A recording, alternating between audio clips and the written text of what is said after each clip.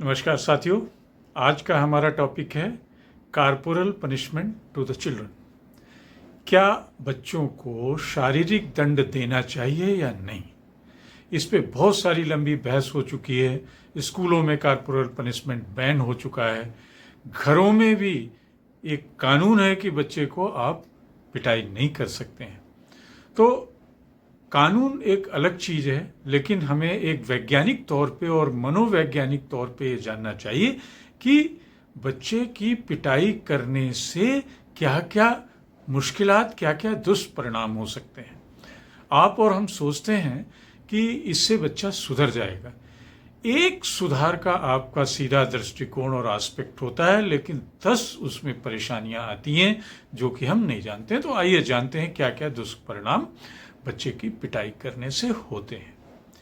पहली चीज तो बच्चे को भावनात्मक चोट लगती है। इमोशनली वो हर्ट होता है। उसके अंदर डर, उदासी, असुरक्षा की भावना होने लगती है, पनपने लगती है, और बच्चा एक गुमसुम रहने लगता है। तो इसलिए कोशिश करें कि बच्चे की कम से कम पिटाई करें। दूसरी चीज, बच्चे में आत्मसम्मान की कमी आने लगती है। उसका आत्मसम्मान घट जाता है। वो अपने को कमजोर और नाकाबिल समझने लगता है। उसको लगता है कि उसका तो कोई अस्तित्व ही नहीं है, उसकी कोई वैल्यू ही नहीं है इस परिवार में।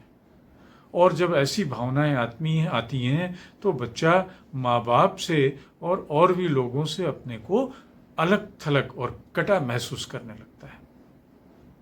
तीसरी चीज, बच्चे की पिटाई करने से उसका आक्रामक विकास होने लगता है। बच्चा बहुत ही हिंसक हो जाता है। आप सोचते हैं कि मुझे जवाब देने लगा। जवाब क्यों देने लगा? क्योंकि वो रिवोल्ट कर रहा है आपसे, आक्रामक हो रहा है, हिंसा करने पे उतारू हो रहा है। तो अगर बच्चा ऐसा हो रहा है तो उसका दुष्परिणाम ही है आपकी पिटाई का।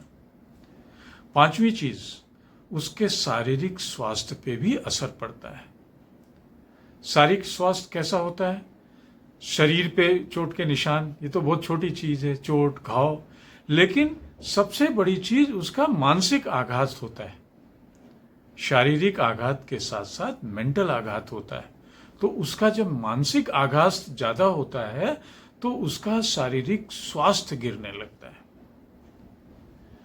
पांचवा दुष्परिणाम होता है, उसका इफेक्ट होता है अवसाद और चिंता में बच्चा घिर जाता है, डिप्रेशन में चला जाता है, एंजाइटी में जाता है कि ऐसा उसके साथ क्यों हो रहा है।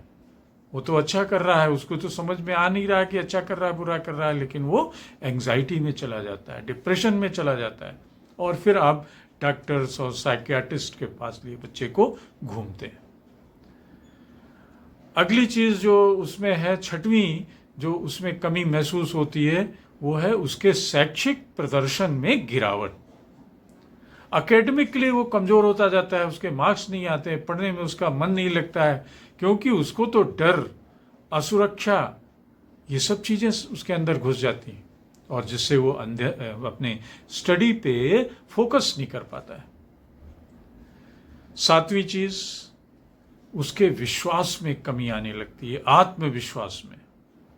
कैसे?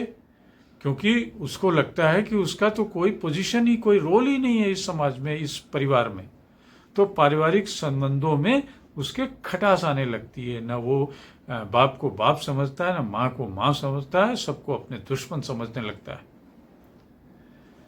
सातवीं जो दुष्परिणाम है बच्चे की पिटाई का, और वो है उसकी सामाजिक समस्याएं। उसके अंदर जो सामाजिकता के गुण हैं वो विकसित नहीं हो पाते हैं।